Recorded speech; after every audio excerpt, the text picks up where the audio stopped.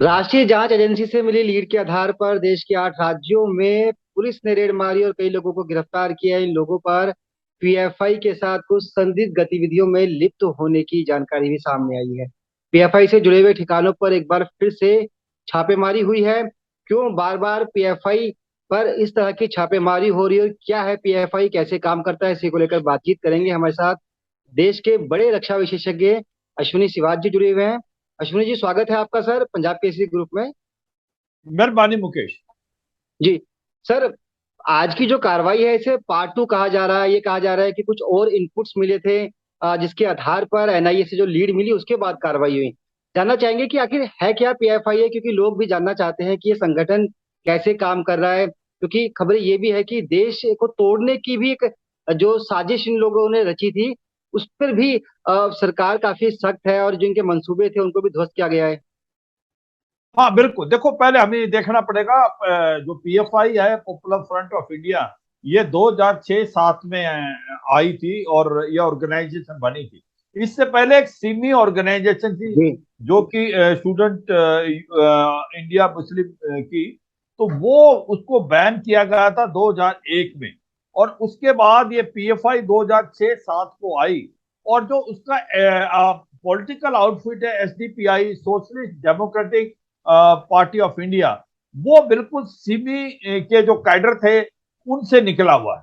अब हुआ क्या है, जो पीएफआई है इसके ऊपर जो रेड किए हैं गवर्नमेंट ने अभी, आपका एनआईए ने और ईडी ने स्टेट पुलिस के साथ मिलके, ये कोई जल्दबाजी में रेड नहीं है।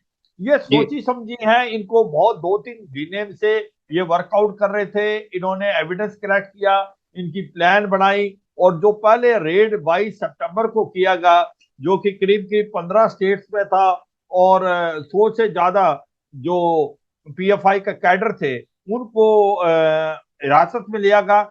उसके बाद फिर इंट्रोगेशन की गई, उनकी इन्वेस्टिगेशन हुई, और उनसे जो उनको लीड मिली, उसके बाद ये आज की जो है 27 तारीख को दोबारा रेड हुए हैं 8 स्टेट में, और 200 से ज्यादा लोगों को अरेस्ट किया गया है। तो ये एक कंटिन्यूस प्रोसेस था, और ये बहुत सोच समझ के कार्रवाई की गई है मुकेश। जी सर, ये भी कहा जा रहा है कि कुछ बड़े लोग इनके टारगेट पे थे और कुछ रैलियों को भी लोग निशाने पर लेना चाहते थे। क्या किस तरह के इनपुट मिले जिसके बाद ये पूरा एक्शन लिया गया? हाँ बिल्कुल, देखो पहले तो हम ये समझते हैं कि जैसे मैंने बताया, पीएफआई है, पॉपुलर फ्रंट ऑफ इंडिया, ये 2006 में सक्रिय हुई थी। इनके जो है पैसा इनको बहुत ज्यादा मिलता है बाहर से, हम्म। जैसे सऊदी अरेबिया से, टर्की से, कतार से, और आपके बाकी इस्लामिक स्टेट से भी। तो ये जो पैसा है इसके कारण ये इस्तेमाल करते हैं 4-5 चीजों के लिए। एक तो मनी लॉन्ड्रिंग है, टेररिस्ट फंडिंग है, और फिर कहीं ना कहीं टेररिस्ट एक्टिविटी और रेडिकलाइजेशन ऑफ यूथ बहुत ज्यादा करते हैं। ये साउथ आपके पूरे हिस्से में, southern part of the country में ज्यादा सक्रिय थे। मगर अभी ऑफ लेट इनके फुटप्रिंट्स नॉर्थ में और सेंट्रल इंडिया और ईस्ट में भी जा रहे हैं, धीरे धीरे बढ़ते जा रहे हैं। ये जो है इनका सबसे ज्यादा इंपॉर्टेंट है। ये टारगेट करते हैं, और इनको ये चाहते हैं भारत के अंदर एक इस्लामिक कैलिफेट आए। और ये इनका पायन इस्लामिक एक कनेक्शन है, जिस प्रकार से मुस्लिम ब्रदरहुड से। और जी अब जो रिपोर्टें मिली हैं, जिस प्रकार से एनआईए ने कार्रवाई की है और ईडी ने, तो ये कहीं ना कहीं पुख्ता इनकी इंटेलिजेंस थी कि ये एक तो रेडिकलाइजेशन में इन्वॉल्व है, टेररिस्ट एक्टिविटी में है, और कहीं ना कहीं ये टारगेट किलिंग भी करने की सोच रहे थे। और जैसे फेस्टिव सीजन आने वाला था, तो इन्होंने हो सकता है कि इनकी इन्वॉल्वमेंट होनी थी कोई टेररिस्ट एक्टिविटी करने के लिए, और ये किसी इंपॉर्टेंट वीआईपी को भी टारगेट कर सकते जी थे। ऐसी पुख्ता इंटेलिजेंस मिली थी, इसी के बेसिस पे इन्होंने रेड मारा है। और रेड जो था वेल कोऑर्डिनेटेड कंडक्टेड था। जो पहला रेड 22 तारीख को भी, दूसरा रेड जो 27 को भी, अगर आप देखें तो एग्जैक्ट लोकेशन उनको पता थी कहाँ जाना है, किसको इंट्रोगेट करना है, किसको पकड़ना है, क्योंकि इनके पास सारी की सारी इंफॉर्मेशन इन्होंने गैदर की है 3 दिन में। ये कोई ऐसे ही नहीं था कि unplanned. It was a very well plan and coordinated operation both on 22 and 27 सितंबर। जी तो ये मानना पड़ेगा। अब जो बात हो रही थी कि ये इनको फंड जो है वो फॉरेन से मिलता है, जैसे मैंने बताया सऊदी अरेबिया, टर्की, कुवैत और कतार से मिलता है। ये इस्लामिक कैलिफेट बनाना चाहते हैं, इनका दायरा बढ़ता जा रहा है, इनका पान इस्लामिक कनेक्शन है ब्रदरहुड से। अब जो ये धीरे धीरे इतना बढ़ावा कर रहे हैं, ये हर चीज के अगेंस्ट। जैसे अभी आपका जो हिजाब कंट्रोवर्सी चली थी कर्नाटका में, कर्नाटक की स्टेट गवर्नमेंट ने एक एफिडेविट दिया कोर्ट में कि वहां पर भी पीएफआई की इन्वॉल्वमेंट थी। तो सच्चाई यह है कि पीएफआई जो है एक तो बढ़ता जा रहा है, एक इनकी एंटी नेशनल एक्टिविटी ज्यादा हो रही है, टेररिस्ट एक्टिविटी, और फिर रेडिकलाइजेशन का यूथ, वो बहुत ज्यादा एक प्रकार का चिंता का विषय है। जिससे ये रेडिकलाइजेशन हो जाता है यूथ का तो बहुत ज्यादा, और स्पेशल सोशल मीडिया से। ये टेक्निकली क्वालिफाइड लोग हैं, तो ये एक काफी चिंता का विषय है देश के लिए, जी। और इसीलिए ये कार्रवाई की गई है। अब क्वेश्चन आता है कि इनको बैन क्यों नहीं कर सकते? जैसे सिमी को बैन किया था, तो आप इसको पीएफआई को भी बैन कर सकते हो। देखो, बैन करना किसी चीज के समाधान नहीं है, क्योंकि जब हम्म, आप बैन करते हो किसी ऑर्गेनाइजेशन को, तो वो ऑर्गेनाइजेशन दूसरे नाम से फिर सक्रिय हो जाती है, किसी और नए फिर रूप में आ उसका बड़ा, जाती है। हाँ, फिर नए रूप में आ जाती है और उसको पकड़ना बड़ा मुश्किल हो जाता है। तो ऐसे में ban is not a solution.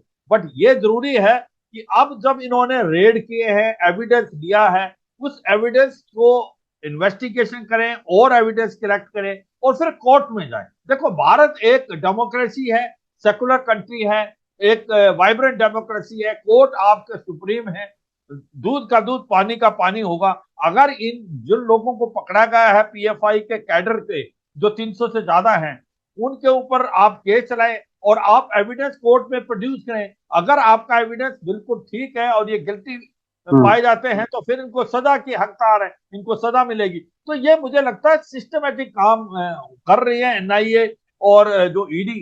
पर ये सच्चाई है कि ये चिंता का विषय है। जिस प्रकार से एक इस्लामिक फंडामेंटलिज्म फैलाने की कोशिश कर रहे थे, इस्लामिक कैलिफेट चाहते थे ये, तो ये भारत के लिए बहुत जी। बड़ी चिंता का विषय है और इसके ऊपर हमें ध्यान देना पड़ेगा मुझे। अश्विनी सर, आप डिफेंस के सेक्टर से रहे हैं, क्योंकि आपने भी कहा कि जो मुस्लिम ब्रदरहुड कंट्रीज है वहां से इनको फंडिंग होती है, और ये भी कहा जा रहा है कि कुछ आतंकवादी संगठनों से भी इनके तार जुड़े हुए थे। सर, आपका एक्सपीरियंस क्या कहता है, किस तरह के ये आतंकवादी कनेक्शंस में ये लोग इन्वॉल्व हैं? देखो, इसका इतना ज्यादा कहना बड़ा मुश्किल है कि ये क्या, ये बहुत ही ज्यादा रेडिकलाइज था, मगर ऐसा तो सच्चाई है इनको फंड तो मिल रहे हैं। ये चार इस्लामिक स्टेट्स जो थी, कुवैत थी, आपकी सऊदी अरेबिया थी, कतार थी, टर्की से बहुत पैसा मिलता है इनको, और ये रेडिकलाइजेशन ऑफ यूथ कर रहे हैं, टेररिस्ट एक्टिविटी में इन्वॉल्व हैं, मनी लॉन्ड्रिंग में इन्वॉल्व है, और ये एक प्रकार से टारगेट किलिंग के लिए भी प्लान बना रहे थे। ये जिस प्रकार से बताया गया है अभी एनआईए ने, अब सच्चाई यह है कि आपको इंटेलिजेंस और एविडेंस कलेक्ट करना पड़ेगा। ये जी। आप जब तक प्रूव नहीं कर पाएंगे कोर्ट में, तब तक कुछ नहीं होगा, क्योंकि आप कोर्ट ऑफ लॉ में प्रूव करना पड़ेगा। मगर ये ताता इनका जो कनेक्शन है वो बहुत ज्यादा है फॉरेन कंट्री से, फॉरेन की जो टेररिस्ट ऑर्गेनाइजेशन है, जैसे मुस्लिम ब्रदरहुड है, पान इस्लामिक इंटरनेशनल कनेक्शन था इनका मुस्लिम ब्रदरहुड से भी, इन सो दैट इनका फुटप्रिंट चारों तरफ फैले, इनका जो स्फीयर ऑफ इन्फ्लुएंस वो बढ़े। तो ये सच्चाई है कि आज की तारीख में पीएफआई बहुत सक्रिय थी, पीएफआई के पास काफी पैसा है, पीएफआई यूथ को रेडिकलाइज कर रहा है, जी। पीएफआई टारगेट किलिंग की कर रहा है, और पीएफआई पे 2 दिन रेड हुआ है, एक को 22 को 27 को, वेल जी। Coordinated, well plan. अब वो एविडेंस कलेक्ट करना चाहिए, एविडेंस, और आप पूरी रिपोर्ट बना के कोर्ट में जाएगी, फिर कोर्ट फैसला करेगा कि क्या कार्रवाई करनी है। मगर ऐसा अश्विनी जी। लगता है कि जी। एनआईए के दिल्ली पास के बहुत अंदर भी। पुख्ता एविडेंस। जी, आज सर दिल्ली के अंदर दोबारा रेड मारी गई है, और जो जामिया है और जो शाहीन बाग का इलाका है वहां पर सिक्योरिटी भी टाइट की गई है। शुएब नाम के एक शख्स को गिरफ्तार किया गया, और भी लोगों की गिरफ्तारी हुई है। सर, ये माना जाए कि इनके लोग अभी भी इन्वॉल्व हैं, या ऐसे कुछ लोग हैं जो बाद में खतरा पैदा हो सकते हैं? अ, साउथ के अंदर जिस तरह से सड़कों पर अराजकता देखी जा रही है, खुद कोर्ट को संज्ञान लेना पड़ रहा है, बसें तोड़ी जा रही है, क्या किसी आने वाले खतरे को ध्यान में रखते हुए इन लोगों पर और ज्यादा नकेल कसने की जरूरत है?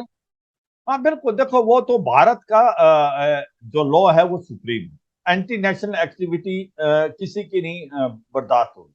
और भारत के अंदर ये कोई रिलीजन तहत बेस नहीं होता। अगर जो भी एंटी नेशनल एक्टिविटी में इन्वॉल्व है तो एनआईए, ईडी या बाकी जो इंटेलिजेंस एजेंसी है वो उनके पीछे जाएंगे।